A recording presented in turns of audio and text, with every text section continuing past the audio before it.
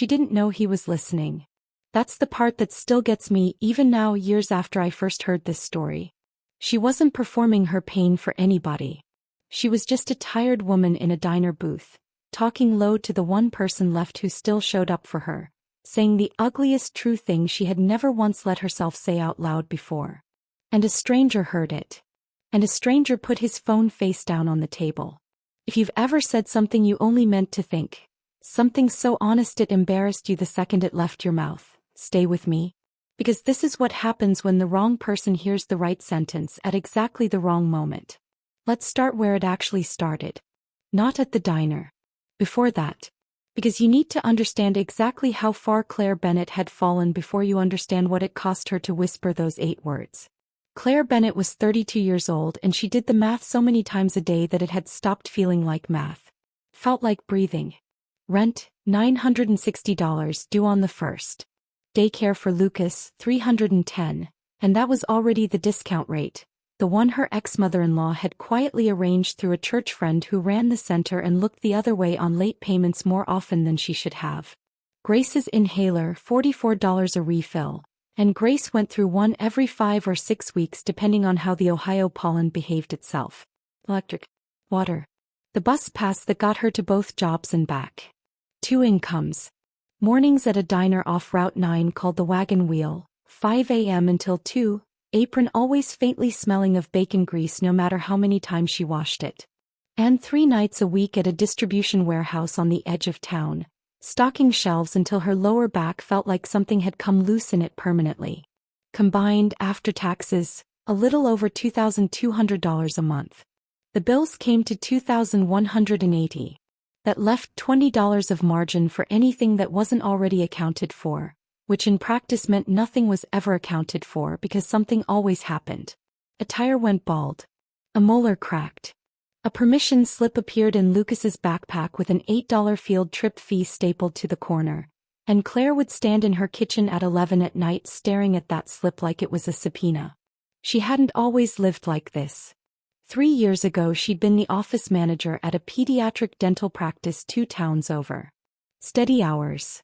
Actual health insurance.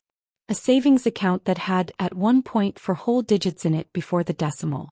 He'd had a husband, Ryan Bennett, who sold farm equipment and told good jokes at other people's barbecues, and who she had genuinely believed for 6 years, loved her the way he said he did. Ryan left when Lucas was 8 months old. Not dramatically. He didn't slam a single door. He just stopped coming home on time, and then he stopped coming home some nights at all. And then one Tuesday he sat across the kitchen table from her and said the marriage wasn't working for him anymore, the way you'd resign from a part-time job you'd lost interest in. 3 weeks later a mutual friend let it slip that he'd moved in with a 25-year-old named Brooke who did his bookkeeping. He paid child support when he remembered. He remembered less and less the longer Brooke's new car payment ate into the beginning of each month. The dental office let Claire go 4 months after Ryan left. They called it downsizing. She suspected it had more to do with the 2 times she'd had to leave early because Lucas spiked a fever at daycare, and the one time her car wouldn't start and she'd walked in 40 minutes late with her hair still wet. Her manager had started looking at her the way you look at a chair with a wobbly leg. Something you keep meaning to deal with. That had been 2 years ago. Since then it had been this. The diner. The warehouse. The math that never, ever balanced. She kept a small spiral notebook in the drawer by the stove, the kind you buy for $1 at the drugstore checkout line, and in it she tracked every dollar the way other people track calories or steps. It wasn't for budgeting exactly, not anymore, because there was nothing left to budget once the fixed costs were subtracted. It was more like a record. Proof in her own handwriting that she had tried. Some nights she flipped back through old pages just to remind herself she hadn't imagined the trying. $3.60 for gas. $12 for Lucas's shoes because his toes had started pressing through the canvas at the seam. $4 unaccounted, gone, and she never did figure out where that one went, and it bothered her more than it should have, because in a life with no margin, an unaccounted $4 felt like evidence of her own carelessness rather than just the ordinary leakage of being alive. This particular Sunday morning, the math had a new number in it, and the number was the reason Claire's hands weren't quite steady as she poured cereal into 2 bowls. 3 days earlier, A yellow envelope had come sliding under her apartment door. Final notice, it said, in block letters that felt personally cruel, like whoever designed the form had wanted it to hurt. She was 2 months behind. 21 days to pay in full, or the landlord would begin eviction proceedings. She had done that math more times than she could count, turning the numbers over like stones looking for one that hadn't been checked yet. Even with every extra shift the warehouse would give her, even if she skipped every meal that wasn't strictly required, she was still going to land almost $580 short. Mom. Grace, 9 years old, narrow-shouldered, watchful in the particular way kids get when they've learned to read a room before they've learned to read a chapter book. Lucas took the good bowl. There's no such thing as a good bowl, Lucas said. He was 5 and he had opinions about bowls the way other people had opinions about religion. There is now. Claire closed her eyes for exactly 1 second. Long enough to remind herself that this exact, small, stupid argument about a plastic bowl with a chip in the rim was supposed to be the hardest part of her day. That was the life she was owed. Not a folded yellow notice sitting at the bottom of her purse like something radioactive. Nobody's bowl, she said. Eat. We're going to Miss Dorothy's. Both kids went quiet in the specific, complicated way they always did at the mention of Dorothy. Dorothy Mays wasn't legally their grandmother anymore. Hadn't been since the papers on the divorce finalized. She was Ryan's mother, a fact that Claire sometimes still had trouble reconciling, because Dorothy had never once let a court document change how she loved those children. If anything, she'd gotten fiercer about it since her own son had proven himself unworthy of the title. Is Dad gonna be there? Grace asked too casually. No, baby. Just Miss Dorothy. Grace's shoulders came down half an inch. She didn't say anything else, but Claire noticed. Claire noticed everything about her daughter these days. The same watchful habit that made Grace exhausting to parent and unbearably easy to love. Dorothy had called Thursday and invited them for Sunday lunch, and there had been something in her voice, something like an agenda Claire couldn't quite place. Dorothy always had an agenda. Usually it involved feeding people more than any human body could reasonably want. Claire hadn't told her about the eviction notice yet. She was going to have to tell someone today. She just had no idea it would happen the way it did. The bus ride to Dorothy's side of town took 40 minutes with one transfer. Lucas fell asleep against Claire's arm around minute 20, the way he always did on buses, his small weight going warm and trusting into her side.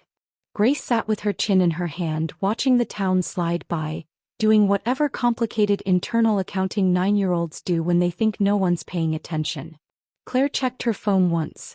A text from the warehouse. Her hours for next week had been cut from 4 nights to 3, because a new hire needed the shifts.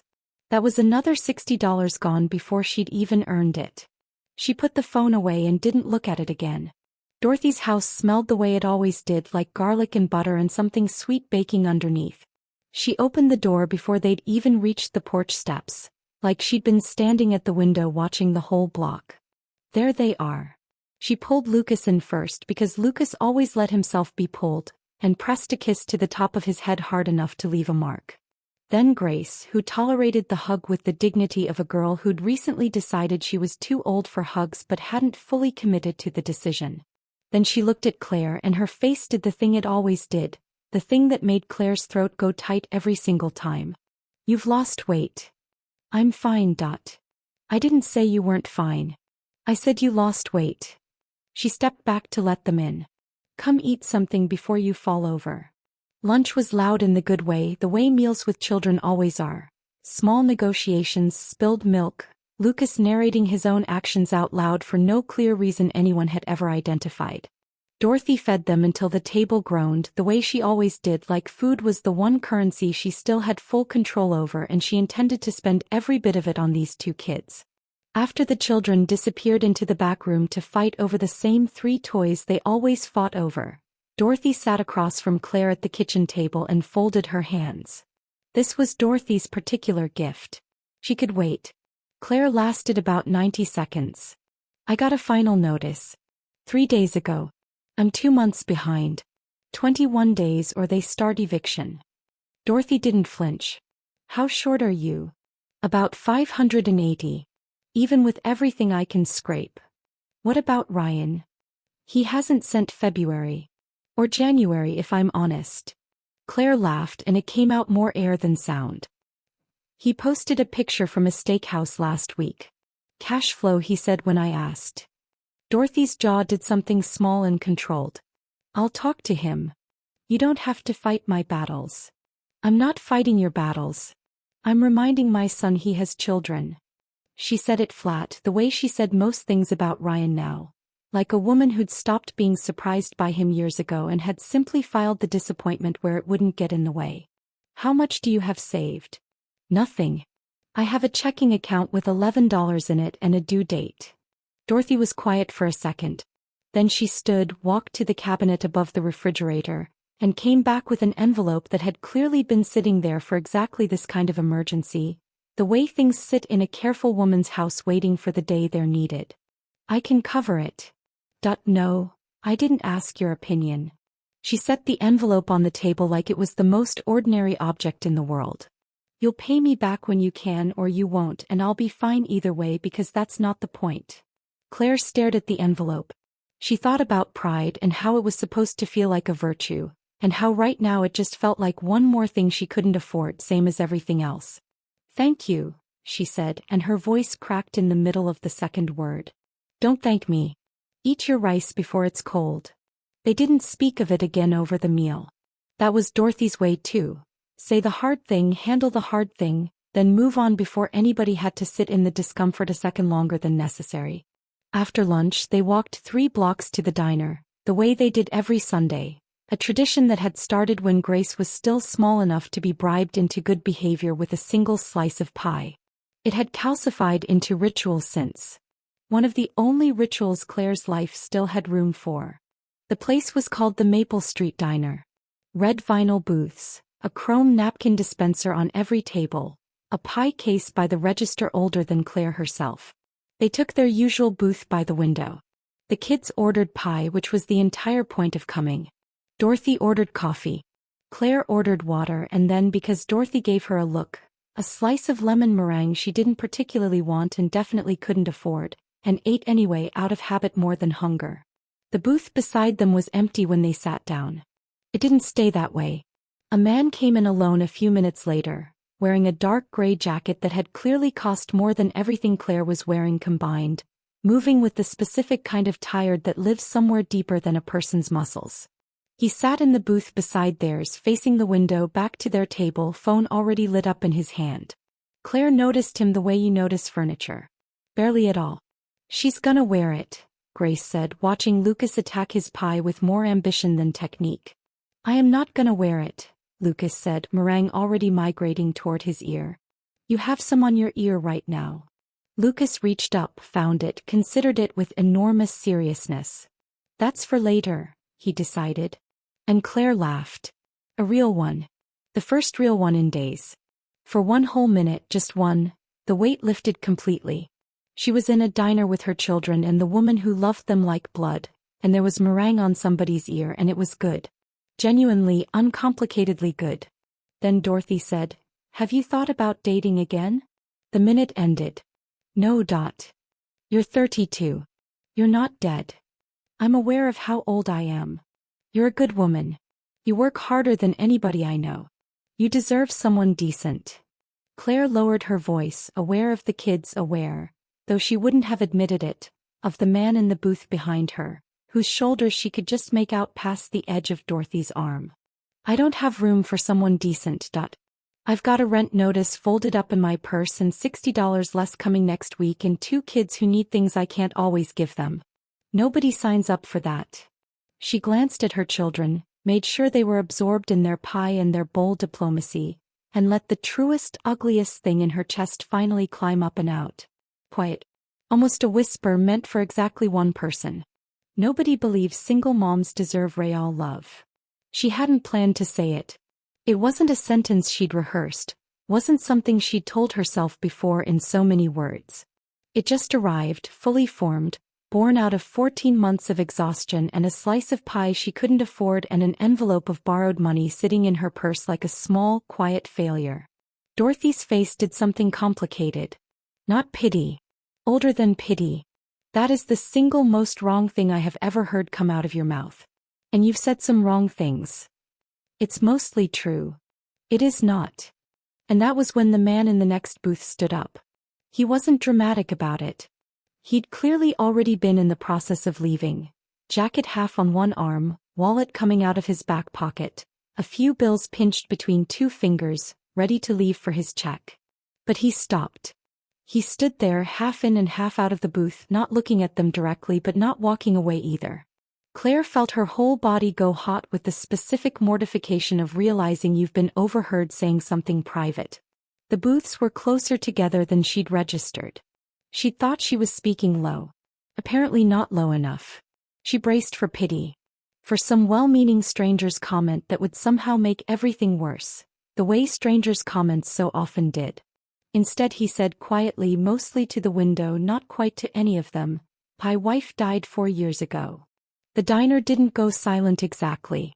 The world kept happening around them. A spoon clattered somewhere, the bell over the door rang for someone else's exit. But their small corner of it went very still. "She had a son from before we met. 7 years old when I married her. He's 11 now." He paused and something moved through his jaw, something that clearly cost him to say out loud. "He's mine in every way that matters. Nobody's ever had to convince me of that. He has never once made me feel like loving him was a burden." He looked at Claire for exactly 1 second. Not long. Not uncomfortable. Just long enough that she understood the sentence had been meant for her. "I just thought you should know that," he said. Then he set the bills down on his own table, put his jacket on properly, and walked out through the glass door into the Sunday afternoon. Gone. Nobody spoke for a moment. Lucas looked up from his pie with the delayed awareness of a 5-year-old registering that something had happened without understanding what. "Who was that?" "A person," Dorothy said, and she sounded like she was working hard to keep something out of her own voice. "What did he say?" "Something important." Dorothy was still looking at the door. Claire didn't say anything at all. She was looking at the door too, at the space where he'd been, and something small and warm had lodged itself in her chest, like a coal that refused to go out. It wasn't hope. She wasn't foolish enough to call it that. It was smaller than hope. Just a sentence from a stranger who owed her nothing, that she hadn't asked for and couldn't seem to stop thinking about. She didn't know his name. She didn't know anything about him except that his wife had died, and he'd kept a boy who wasn't his blood, and never once made it feel like a debt owed. It stayed with her all week, the way a splinter stays with you, something you keep finding again with your tongue when you're not paying attention. On Thursday, Claire had a job interview. She'd applied 4 months earlier and heard nothing, same as most of the 60-odd applications she'd sent out over the last year. Operations coordinator, a company called Ashcroft Meridian. Nothing glamorous but full benefits, a real salary, the kind of job that wouldn't just cover the eviction but start putting her back together. Then 2 weeks ago, out of nowhere, an email from someone named Priya Okafor, HR coordinator, asking if she was still interested and available. Claire had answered in under 4 minutes. She wore her one interview suit, navy, still fit if she didn't breathe too deep, and rode the bus downtown to a glass tower in the financial district that made her stomach do something funny just from looking up at it. Priya was warm and efficient, walked her through the role, the team, the benefits package, and Claire's eyes stung a little at the words family health coverage, said out loud like they were nothing. "You'll also meet briefly with the department head today," Priya said. "He likes to meet final candidates personally. Nothing to be nervous about." "Of course," Claire said, and felt her heart rate climb anyway. She waited 11 minutes in a small lobby with a water feature, trying too hard to be soothing. Then a door opened and a man stepped out with a folder under one arm, pushing a pair of reading glasses up onto his head, and stopped. He was different in daylight. That was Claire's first useless thought. He looked at her. She looked at him. Neither of them said anything for one long, strange second. "You're the 3 o'clock, he said. Not a question. "Apparently you're the department head," Claire said, because it was the only thing she could think to say that wasn't, "You're the man from the diner, Nathan Cole." He didn't offer his hand right away. He was still looking at her, working something out. "You were at Maple Street. Sunday." "Yes." With the older woman. 2 kids. Yes. He seemed to arrive at some quiet internal decision, then stepped back and held the door. Come in. His office was orderly without being cold. A plant in the corner slightly overwatered, files stacked in a system that clearly made sense to exactly one person, a framed photograph on the desk angled just enough that she looked away from it out of some instinct toward privacy. He sat. She sat. He opened her resume. Office manager, dental practice 6 years. Then a gap. They let me go. Officially, downsizing. Unofficially, I called out twice for a sick kid and once for a dead car battery, and I think that made me a liability on somebody's spreadsheet. He almost smiled at that. Almost. Tell me about a time you caught a problem before it became a real problem. It was the question she'd prepared for. Every interview asked some version of it, and she told him about a billing discrepancy she'd caught at the dental office, a pattern in insurance claims that looked like nothing in isolation but added up to something real across 6 months, and how she'd flagged it up the chain before it ever became a liability. Nathan listened the way people listen when they're actually listening, not waiting for their turn to talk. He asked 4 more questions. She answered all of them. At the end he closed the folder. We'll be in touch by end of week. She stood, thanked him for his time, was almost to the door when he said without looking up, You were wrong, by the way. She turned. About what? What you said in the diner. Now he looked at her and there was something in his face she couldn't quite name. You were wrong. She held his gaze a beat longer than was strictly professional. Maybe, she said and walked out before either of them could say anything more about it. Priya called Friday afternoon. Claire was at the warehouse hauling a case of canned peaches, when she saw the number and stepped outside into the loading dock to answer. Miss Bennett, we'd like to offer you the position. Claire pressed her back against the cold cinder block wall and closed her eyes. The salary. Full benefits. Start date the 14th. Yes, she said. That works for me. She stood there for 3 more minutes after the call ended, watching forklifts move pallets across the yard, feeling something in her chest that she hadn't felt in longer than she could accurately measure. She texted Dorothy. I got the job. Dorothy's answer came back in under a minute. Asterisk I know. Now go tell your kids. Asterisk. The first weeks at Ashcroft Meridian were hard the way new things are hard. New systems, new culture, new people quietly figuring out who she was and how they needed to behave around her. Claire was good at reading rooms. 6 years in an office had taught her that. And by day 3 she knew who the department's real power structure was, who did the actual work and who managed the appearance of doing it. Nathan Cole ran a department of 11 with the specific style of a man who expected competence and respected it when he found it. He wasn't warm the way office party people are warm. He was fair. There's a difference. He didn't treat her any differently because of the diner. That was the thing she noticed first and appreciated most. He didn't tiptoe. He assigned her a real project in her 2nd week and expected her to figure it out. She figured it out. What she didn't expect was Victor Sallow. She heard about him before she met him properly. Office knowledge, traveling sideways through lunchroom conversation and the careful pauses before certain topics. Victor had been at Ashcroft Meridian for 8 years. He considered himself, by constant implication, the institutional memory of the department. He had applied for the senior coordinator role 4 months earlier, a search that stalled twice and eventually, after several false starts, went outside the company entirely, to Claire. She hadn't known any of that when she applied. She knew it by her 2nd Wednesday. Victor introduced himself with a smile that never quite reached his eyes. Welcome. We've all been curious about the new hire. Hopefully I'll be useful, Claire said. I'm sure you'll do just fine. Both of them understood exactly what he meant. Neither said it out loud.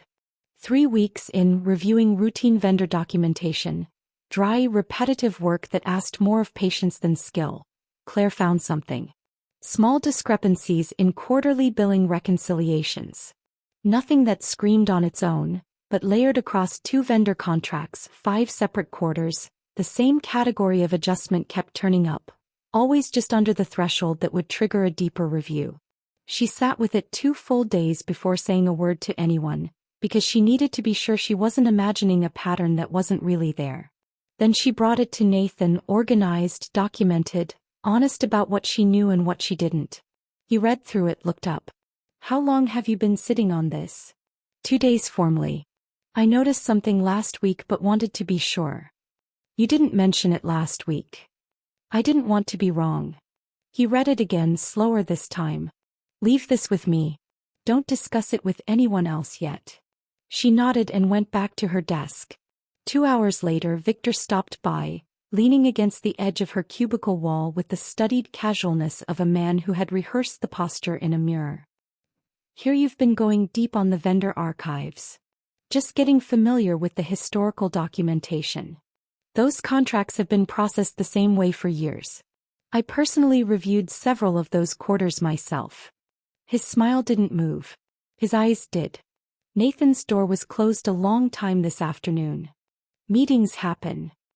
He nodded once and walked away, and Claire sat very still at her desk for a long moment afterward, because she understood, with the kind of clarity that arrives only when it's already too late to prevent it, that someone had told him. The campaign that followed wasn't loud. That was what made it hard to fight. Questions that sounded like questions but were actually accusations dressed politely. Asterisk, did you run that past anyone before you submitted it? Just curious. Asterisk, information that arrived just late enough to be useless. A client call she was supposed to join, given the wrong conference room by mistake. An email copied to half the department correcting a methodology that wasn't wrong so much as reframed to sound careless if you weren't paying close attention. And then the story.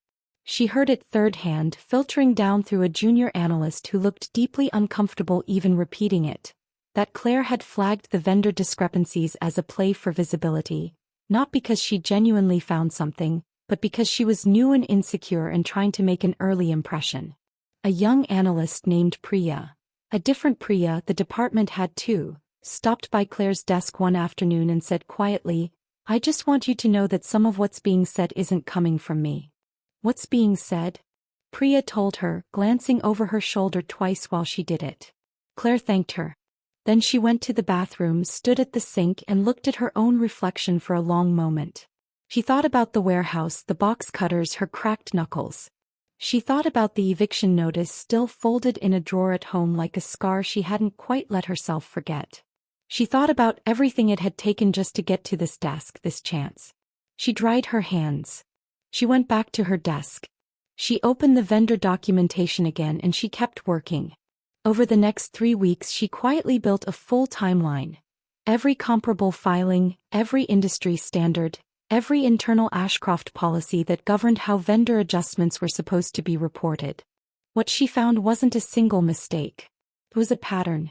The same category of adjustment, the same timing across contracts that had all, at some point, been personally reviewed and signed off by Victor Sallow. She didn't take it to Nathan. Not yet. She made copies and kept them at home, in the same drawer as the old eviction notice, because some part of her understood she might need proof this had been documented honestly from the start, in case anyone ever tried to say otherwise. Instead she went to the compliance officer, a sharp, unshakable woman named Renata Voss, who had survived 9 years of internal politics without ever once needing to play them. Renata looked through everything for a long time without speaking. How long have you been here? 7 weeks. And you found this in 7 weeks, reviewing archives nobody asked you to review, and you brought it here instead of letting it go. Yes.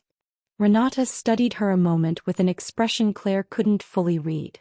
Leave this with me. I have copies. Good. Keep them. Nothing happened for 12 days. Then everything happened at once.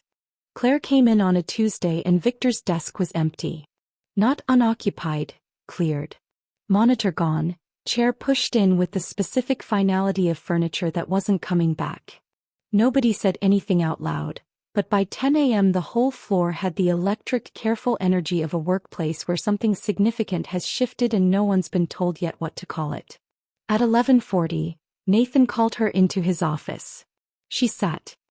He looked tired in a different way than she'd seen from him before. Not the general low hum of overwork, but the specific exhaustion of a hard week finally over. The compliance review is complete. The pattern you identified is being addressed. There'll be some regulatory reporting required, some process changes. He paused. Victor's no longer with the company. She didn't say anything. I want to say something to you, he continued, choosing his words with visible care.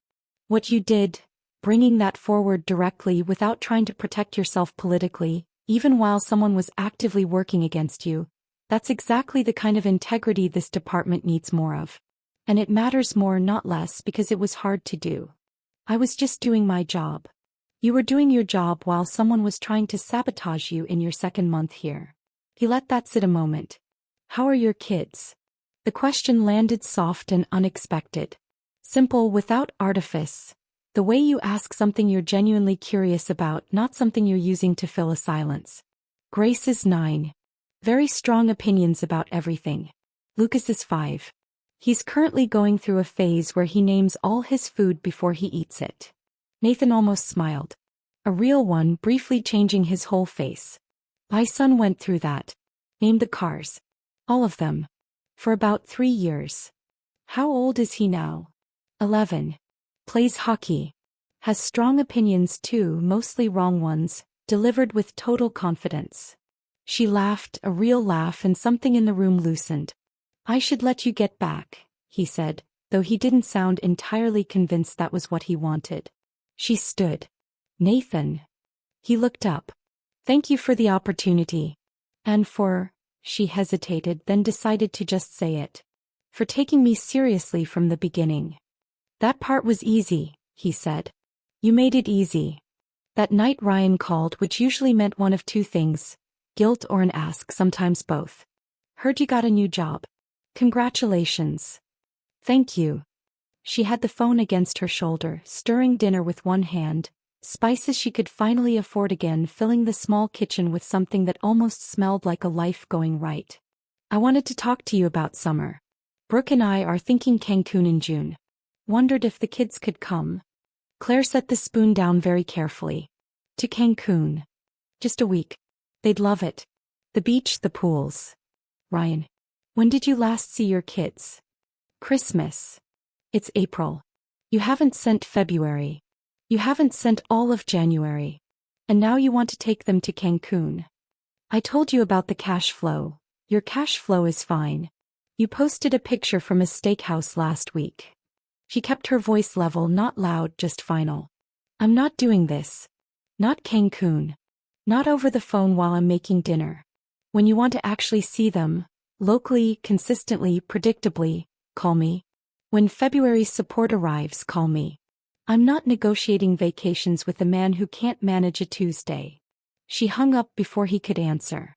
Grace appeared in the kitchen doorway a moment later, the way she always did when she'd overheard just enough to worry and not enough to understand.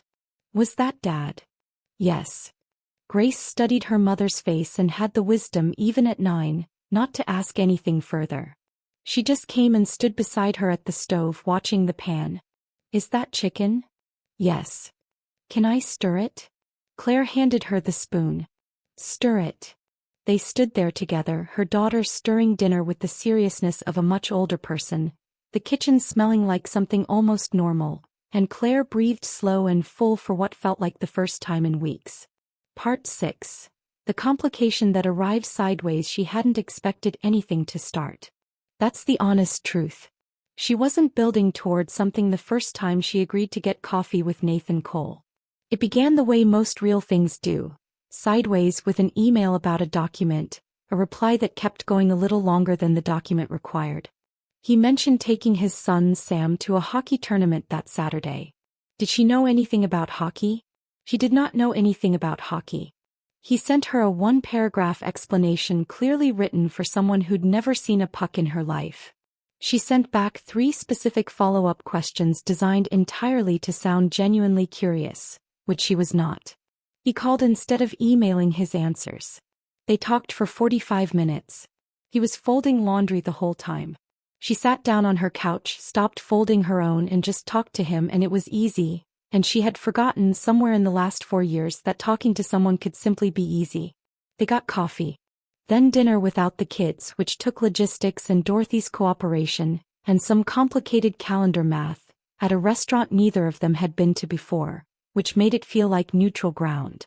She told him about the dental office and Ryan and the 60 applications in the warehouse. He told her about his wife, Rachel. They'd met in college, married 6 years. She'd been a pediatric nurse, and he said her name with the specific reverence of a man who'd genuinely been in awe of the person he loved.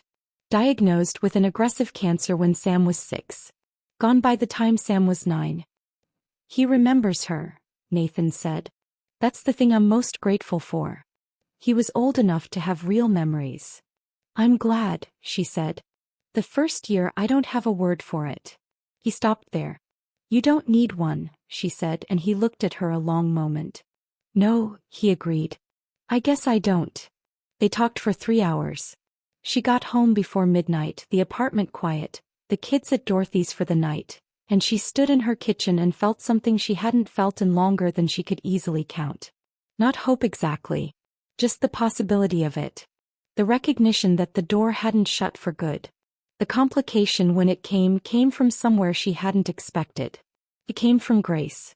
Grace was 9 and watchful and usually correctly pointed if not always right, and she'd noticed something in the specific way her mother said a certain name lately.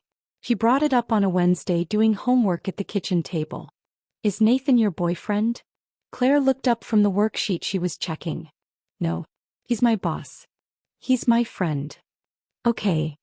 Grace chewed her pencil, a habit Claire had corrected roughly 900 times without success. Would it be bad if he was? Claire set the worksheet down. What do you mean? Like, would that be bad for us? Claire looked at her daughter for a long moment. 9 years old.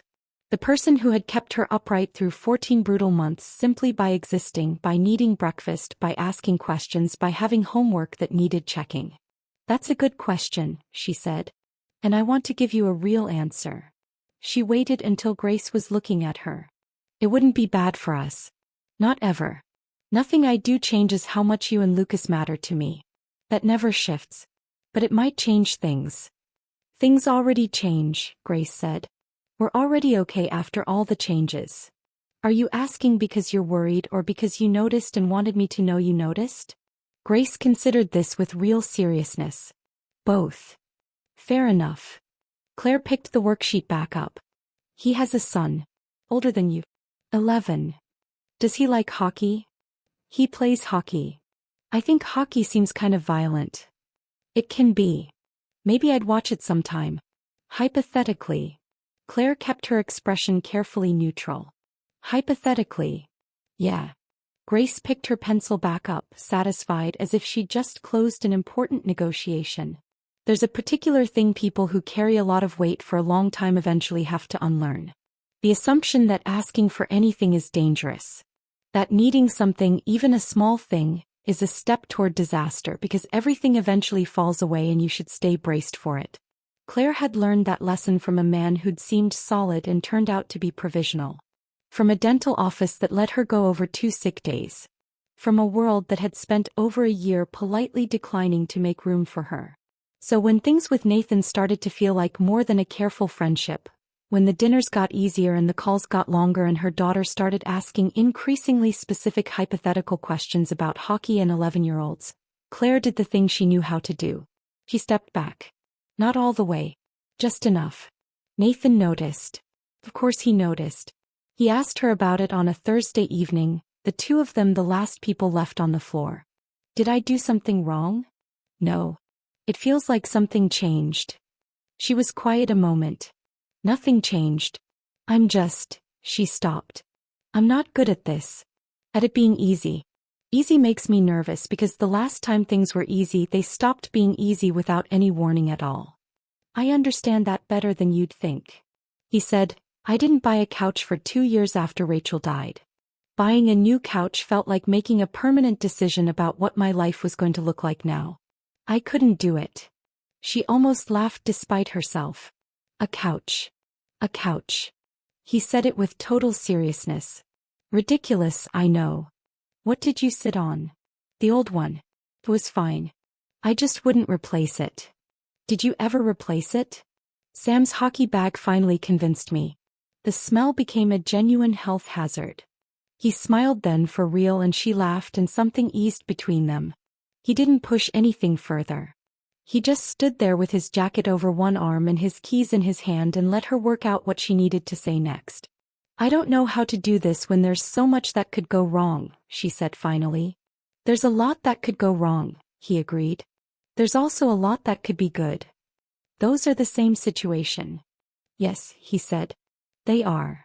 He handed her bag over to her. "The kids are part of it. That was never a problem, Claire." "Not once." She looked at him a long moment. "Give me some time." "You have it. Whatever you need."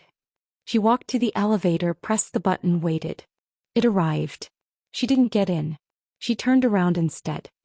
He was exactly where she'd left him, watching her go with an expression carefully trying not to be anything in particular. She walked back, stopped a few feet away. "I said I needed time." "You did. I still do. But I don't want you thinking that means I don't already know." "Know what?" "That this is something. That you're a good person and this could be a good thing." He looked at her a moment. "Simple as that." "Okay," she said and went home. This time the small warm thing in her chest felt a little less like a coal and a little more like a flame that had decided to stay lit. It happened on a Tuesday, the way these things always seem to happen on the most ordinary night of the week, when nothing has prepared you for it. Claire was folding laundry on the couch, half watching something on the television with the sound turned low, when Lucas wandered out of his room in his pajamas and said in a small, strange voice that didn't sound like him, "My chest feels tight." She was up before he finished the sentence. Lucas had never had asthma the way Grace did. It was Grace's inhaler that lived in the kitchen drawer, Grace's name on the pharmacy label. But Claire had learned in 5 years of parenting 2 kids on her own, that a strange voice in the middle of the night was never nothing. By the time she got him under the kitchen light, his lips had a faint bluish cast at the edges that made her stomach drop straight through the floor, and his breath was coming in short, high pulls that sounded nothing like a 5-year-old's normal breathing. She called 911 with hands that had gone completely steady, the way hands sometimes do when panic tips over into something colder and more useful. Grace stood in the doorway in her nightgown, wide awake, silent, watching her brother the way she watched everything, filing it away somewhere she wouldn't be able to unfile it from for a long time. The ambulance ride was 31 minutes that felt like 3 hours.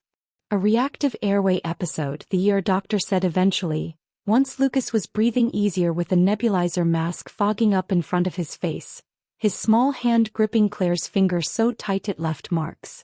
Not asthma exactly. Could become asthma. They'd want to see him again. They wanted him observed overnight.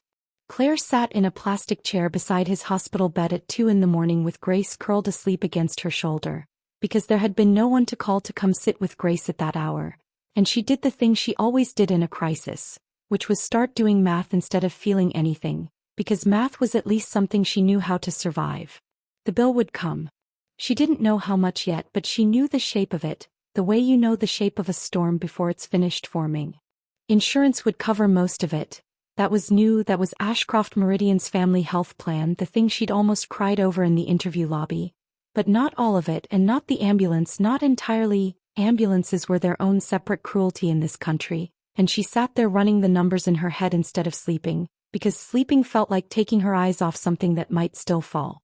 She texted Nathan at 6 in the morning, not because she expected anything from him, but because she'd promised herself weeks ago that she was allowed to stop carrying everything by herself. And this felt like the moment to test whether that promise actually meant anything or if it was just a nice sentence she'd said out loud once. Lucas had a breathing episode last night. We're at Mercy General. Okay. I probably won't be in today.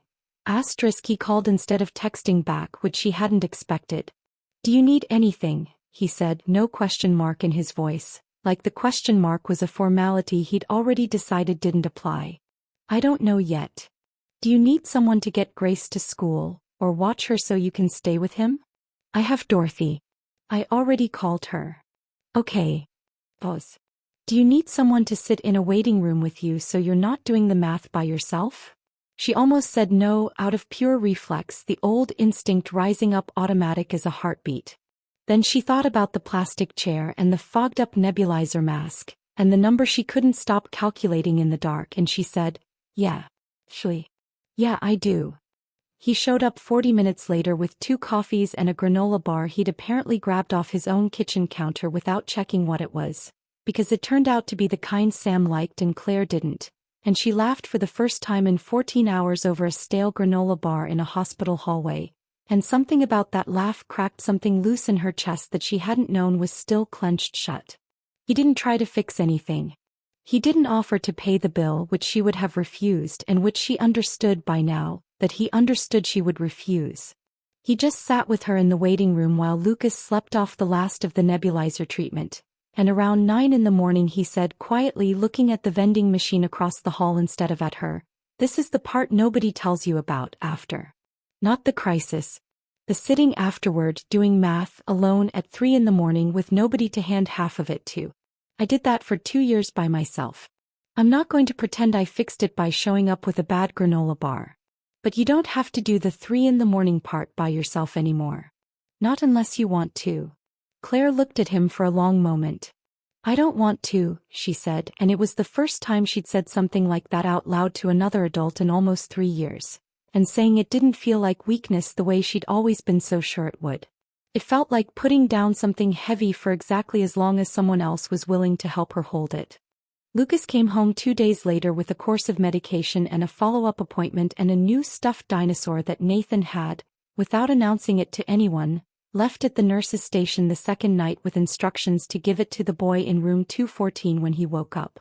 Lucas named it Gerald after the fork story he didn't actually remember correctly because apparently everything in that family eventually got named Gerald, and nobody ever quite knew why, and it had stopped needing an explanation a long time ago.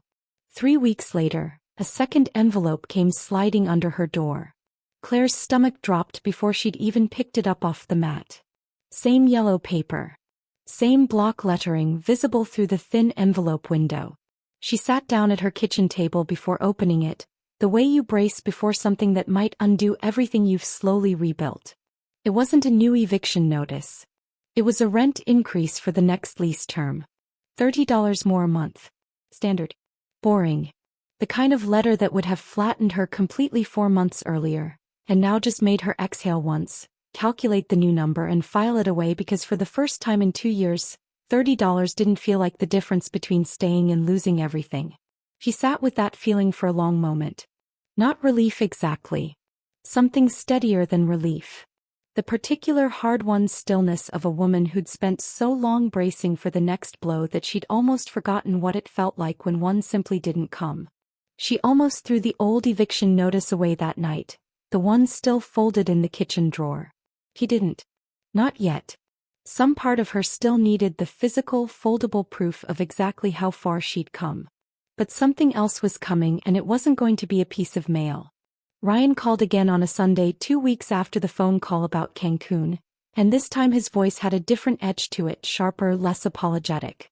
"I want more time with the kids," he said. "Real time. I've been talking to a lawyer." Claire's whole body went cold in the kitchen. "You've been talking to a lawyer about what exactly, Ryan? You've missed 3 months of support." This isn't about the money. It's about my rights as a father. You want your rights as a father to start on a Tuesday in April, after 2 Christmases and 1 steakhouse dinner posted to Instagram. Don't twist it, Claire. I'm not twisting anything. I'm describing your calendar. There was a silence on the line that felt, for the first time in a long time, less like guilt and more like calculation. And that frightened her more than any of his excuses ever had, because Ryan without guilt was a man who'd decided the story he wanted to tell about himself and had found someone, a lawyer, a girlfriend, his own reflection, willing to agree with it. "Brooke thinks the kids need more stability," he said. 2 houses. Consistency. Brooke has known them for a year. She cares about them. Ryan. Claire pressed 2 fingers hard against her temple. "You cannot build a custody case on a girlfriend's opinion and 3 missed support payments. I know that, and you know that, and whatever lawyer told you otherwise is billing you by the hour to keep you hopeful." He hung up first this time.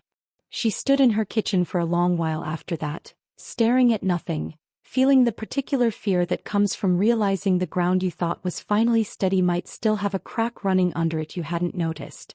She told Nathan the next day not because she wanted advice, but because keeping it inside felt like carrying one more thing alone, and she was starting to understand, slowly, cautiously, that she didn't have to. He listened without interrupting. When she finished, he said, "Do you have a family lawyer?" "I have a public library card and a lot of anxiety." "I know someone." "Good. Fair. Not expensive or not expensive in the way you're imagining." He paused. "I'm not offering to pay for it. I know that's not what you'd want. I'm offering the name." "That's exactly what I'd want," she said and meant it, and something in her chest loosened another half-inch. The lawyer's name was Denise Okoro, and she looked at Claire's documentation. Pay stubs, the child support ledger, the eviction notice, the texts about Cancun, and said in the flat, unbothered tone of someone who had seen this exact movie 100 times, "He doesn't have a case. He has a girlfriend with opinions and a bruised ego. Don't panic. Just keep every receipt." Claire kept every receipt. The letter came 10 days later on Ashcroft Meridian letterhead by mistake. No, Claire realized after staring at it a second time, not by mistake, because the return address was Denise Okoro's downtown office, and the letterhead had nothing to do with Nathan at all. It was just that Claire's hands were shaking badly enough that the print seemed to swim for a second, and her brain reached for the most familiar building in her life to explain the panic. It was a notice of intent to mediate. Ryan's lawyer wanted to sit down, the four of them, before anything went further, a chance to resolve custody concerns amicably. Denise read it over the phone in the same flat, unbothered tone she used for everything, the tone of a woman who had learned a long time ago that panic was contagious and she refused to catch it from anyone. "This is good," Denise said. "This is what it looks like when a case has no teeth and the other side knows it. He's not filing.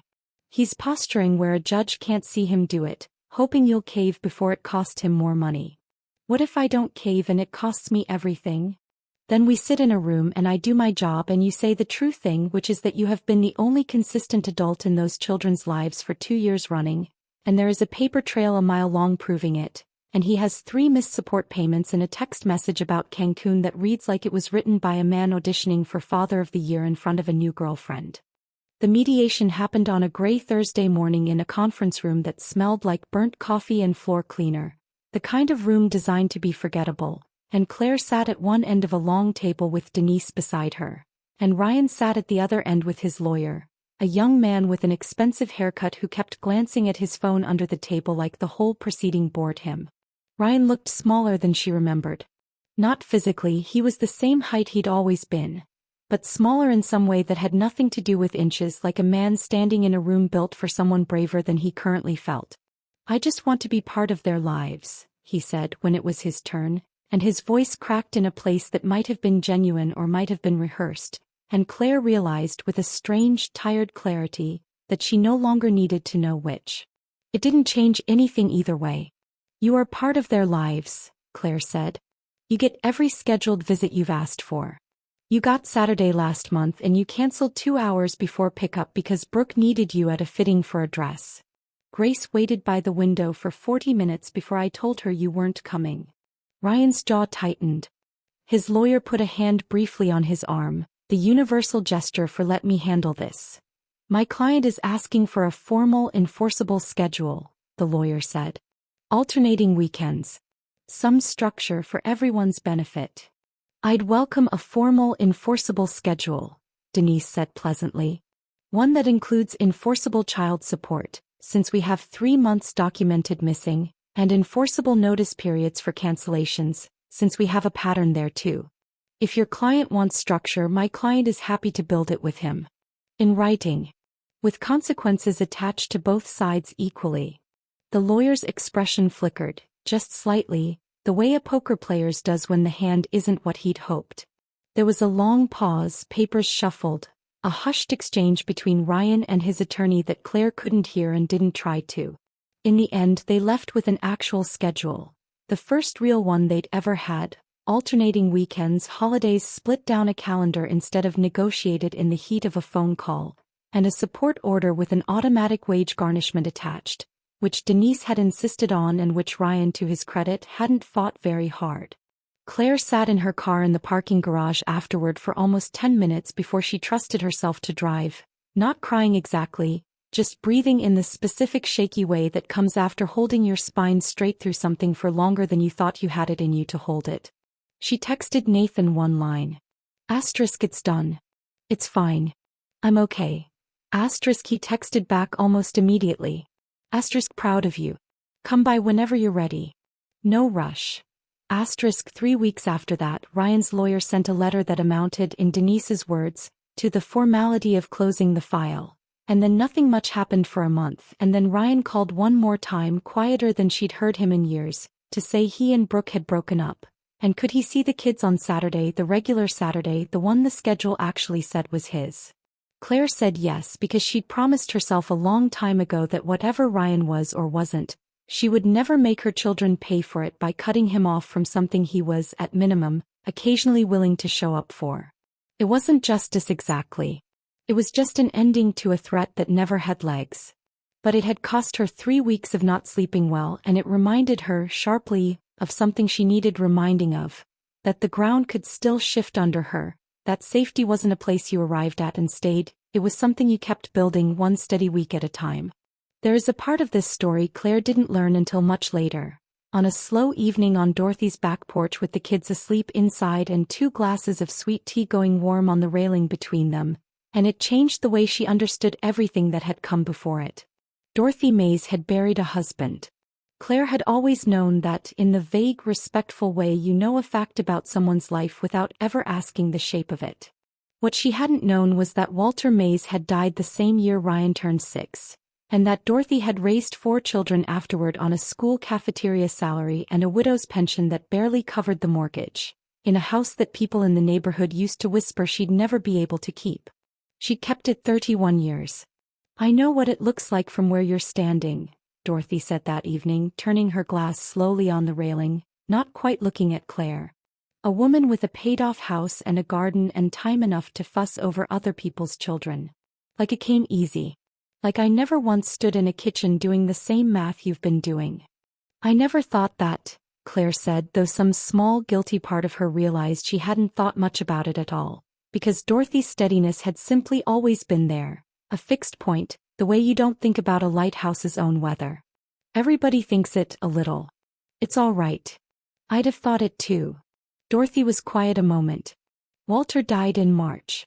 By June I had a stack of bills on that same kitchen table you sat at, and a woman from the church who meant well telling me the Lord doesn't give you more than you can carry, and I remember thinking if that's true he has a very high opinion of what I can carry, and I would like him to lower it some. Claire laughed, surprised, and Dorothy allowed herself a small smile. Nobody stood up in a diner for me, Dorothy said. There wasn't a Nathan Cole in 1974 handing out grace to strangers in restaurants. Or if there was, he wasn't handing it to a black woman with 4 kids in Columbus, Ohio, and we both know that, so let's not pretend the world was kinder then just because I made it through. I made it through because I didn't have the luxury of falling apart with 4 children watching, same as you didn't. That's not luck. That's just what gets asked of some of us and not others. She looked over at Claire, and her eyes had gone soft in a way Claire had rarely seen. But I'll tell you what I did have. I had a neighbor who watched my kids on Tuesdays without ever once asking to be paid back. I had a preacher who slipped an envelope in my coat pocket at Christmas and never mentioned it again, not once, not even years later when I could have repaid him twice over. I had people who showed up quiet and didn't make a production of it. That's the only reason that house stayed mine. Not the Lord lowering the load. People deciding to carry a piece of it without asking permission first. She reached over and put her hand briefly over Claire's on the railing. That's why I loaned you that money without a second thought, she said. Not because you're my son's ex-wife. Because somebody did it for me once and I made myself a promise a long time ago that I'd be the somebody for the next person if I ever got the chance. You gave me the chance. Don't you ever apologize for that again. Claire didn't say anything for a while. The porch light hummed faintly overhead, moths circling it in slow, stupid loops, and somewhere down the block a dog barked twice and gave up. I think that's the kindest thing anyone's ever told me, Claire finally said. It's not kindness, Dorothy said. It's just the truth, and I'm old enough now that I don't see much difference between the two anymore. 3 months after the interview, Maple Street Diner, same booth by the window. It wasn't planned. It was simply the table available, and Claire noticed the coincidence with a private kind of amusement she didn't share out loud. Dorothy sat across the table with her coffee. The kids were there. Lucas attempting something structurally ambitious with a slice of pie again, meringue already migrating toward an ear. Grace had her headphones in, one ear conspicuously uncovered, monitoring while pretending not to. And Sam was there.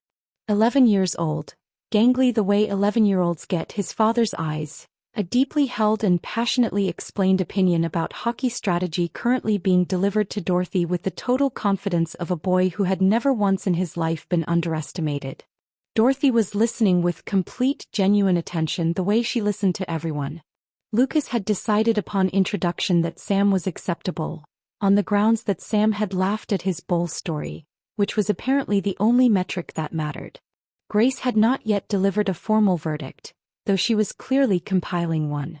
Nathan sat beside Claire, not across from her. The way you sit with someone when you're not performing a conversation but simply having one. The way you sit once a decision has been made and finally settled somewhere comfortable. Your mother-in-law likes him, Nathan said quietly. She's not my mother-in-law anymore. Technically. She still counts. She does. Claire watched Grace watch Sam. My daughter's grilling him, by the way. That's her process for deciding if she approves of someone. By extension of you. What are the criteria? Genuinely no idea. She doesn't share the rubric. He laughed. Actually laughed. And Claire looked around the booth, her children, a boy explaining the offside rule to a 70-year-old woman who kept asking sharper and sharper follow-up questions, the pie, the chrome napkin dispensers, the Sunday light coming soft through the window. She thought about the last time she'd sat in this exact booth. About the yellow envelope still folded in a drawer at home. About the 60 applications and the 21 days and a sentence that had slipped out of her mouth when she was too tired to hold it in anymore. Nobody believes single moms deserve real love. She looked at Nathan, who was watching Sam and Dorothy's conversation with the expression of someone quietly amazed at how well something had turned out. She thought about how the most important things in her life had never arrived the way she'd planned them. They'd arrived sideways. As a man standing up in the booth next door. As a job that came through on the 60th-something try instead of the first. As an eviction notice that forced her to finally tell Dorothy the truth, which led to a loan, which kept a roof over her children's heads exactly long enough for everything else to catch up. As a phone call from a lawyer that turned out to be nothing, which taught her she wasn't facing any of it alone anymore, not really, not the way she used to be. They arrived as a daughter who negotiated approval through hockey trivia. As a woman who cooked like she was feeding an army and looked across a kitchen table and said, "I know. Now go tell your kids." They arrived as everything Claire had once believed was wrong with her life turning out to be, all along, the exact shape of the life she was meant to have. "Claire," Nathan said quietly.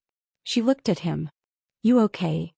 She thought about something he'd told her once, in a conversation that had started as a compliance review and ended somewhere neither of them expected. Some things transcend the practical math. Some bonds don't sever just because logic says they should. She thought about the man who'd said that, also going 2 years without replacing a couch, because doing so felt like admitting his life had moved on. She thought about how that was precisely the kind of person she needed. Not someone without fear. Someone who carried fear and kept moving anyway. "Yes," she said, and meant it in every sense the word could hold. Grace delivered her ruling at the end of the pie, with the gravity of a much older judge. "Sam is fine," she announced in a tone that made it clear this was as close to a formal endorsement as anyone was going to get out of her, and that it was, in fact, an enormous one. Lucas had already reached his own verdict roughly 4 minutes into the meal, when Sam had looked at his pie and asked with total seriousness, "What's his name?" "Gerald," Lucas had said, beaming, and Sam had replied without missing a beat, "Good name for a pie." Lucas ate Gerald with the deep satisfaction of a boy who had, for once, been fully and correctly understood by an outside party. Claire watched all of it happen and felt something settle into place inside her chest. Not finished, exactly, because nothing about a life is ever finished. Complete. The particular way things feel complete when they've become exactly what they were always meant to be. Not despite the hard years, but because of them. Because of the 60 rejections and the $11 in a checking account and the plastic bowl arguments over breakfast and the yellow envelope and the bus ride and the diner and the legal pad on Dorothy's kitchen table with its columns of numbers all pointing the wrong direction. Because of every single piece of it. A year after the diner, almost to the week, Claire stood in the doorway of a house. An actual house, small, a rental with an option to buy that she and Nathan had signed together after a great many careful conversations about what it meant to blend two households without erasing either one. Watching Grace and Sam argue good-naturedly over whose turn it was to walk the dog nobody had officially adopted yet but that had, in practice, already adopted them. Lucas sat cross-legged on the porch steps explaining to the dog with total seriousness that its name was also Gerald, because apparently that particular joke had achieved the status of family law and there was no overturning it now. Dorothy came every other Sunday, same as always, sometimes with jollof rice and sometimes with a store-bought pie when her hip was giving her trouble, and it had taken exactly no adjustment at all for her to become, without anyone formally deciding it, Sam's grandmother too, in the same easy, unhesitating way she'd always loved children who weren't technically hers to love. She kept a drawer of craft supplies at the new house within a month of it becoming a place the kids spent time. She'd never once asked permission to belong there. He simply had, the way weather belongs to a season. Claire still kept the notebook, the dollar drugstore one, though these days it mostly held things that weren't emergencies. A line for Lucas's new bike, a line for Grace's art class, a line just once for a slice of lemon meringue pie that she'd bought without checking the number in her head first, just because she wanted it, and that small, unremarkable purchase had felt, in its own quiet way, like the truest kind of victory she'd ever won. She still had the old yellow eviction notice. She'd never thrown it away in the end. It lived in a shoebox now, on a closet shelf in the new house, next to the ledger of Ryan's support payments. Arriving on time now, every time garnished straight from his paycheck whether he liked it or not, and a photograph from her wedding day 6 months back, small and plain, just the six of them and Denise Okoro as an unlikely and delighted witness, and Dorothy walking her down a short aisle in a backyard because there was no one else. Claire had wanted to do it and no one else who'd earned the right more. She kept the notice for the same reason Dorothy had kept whatever she'd kept, all those years ago, in whatever drawer held the shape of her own hardest season. Not out of sadness. Out of respect. Proof, folded into fourths, that a woman could stand at the very edge of losing everything and still somehow build a whole life on the other side of it, one steady week at a time, one stranger standing up at exactly the right moment, one loan repaid slowly and without shame, one sentence she hadn't meant to say out loud landing in the one pair of ears in the world that knew exactly what to do with it. Claire didn't mean to say it out loud. That sentence in the diner, 8 words she'd never once let herself think fully formed before that Sunday, born out of exhaustion and borrowed money and a slice of pie she couldn't afford. She hadn't meant for anyone to hear it. But someone did. And he stood up. Not because he wanted to save her. Not because he pitied her. Because he was sitting with his own grief in the next booth, and he recognized something true when he heard it, and he gave her, for the price of nothing but the sentence itself, the one thing she actually needed in that moment. Proof that the ugly thing she believed about herself wasn't a fact. It was just fear dressed up as certainty, the way fear so often is. If you've ever said something out loud that you only meant to think, something true and small and ashamed, something you worried afterward made it permanent just by giving it a voice. Here's what Claire Bennett would tell you now, sitting in a diner booth with her children and a boy who calls her, sometimes without any prompting at all, something close to family. You don't get to choose who's listening when the truest thing finally comes out of your mouth. Sometimes it's no one. Sometimes it's someone who makes it worse. And sometimes, if you're very lucky, in the specific, unglamorous, undramatic way real luck actually shows up in a person's life. Not as a jackpot, not as a fairy tale, but as a stranger standing up in the next booth over. It's exactly the person who needed to hear it as much as you needed to say it. He was wrong that Sunday. Nobody believes single moms deserve real love. Somebody did. He'd been sitting right there the whole time, close enough to hear, close enough to stand, close enough to put his phone face down on the table and choose for one ordinary Sunday afternoon, To be the kind of man who says the true thing out loud instead of just thinking it too. If this story stayed with you, if you found yourself thinking about Claire at the warehouse or Dorothy's kitchen table, or a stranger who stood up in a diner when he didn't have to, that's the whole point of telling it. Because somewhere out there right now someone is sitting in a booth like that one, doing the math in her head, holding it together by a thread she doesn't think anyone can see. He's wrong too. Someone always sees. Sometimes they just haven't stood up yet.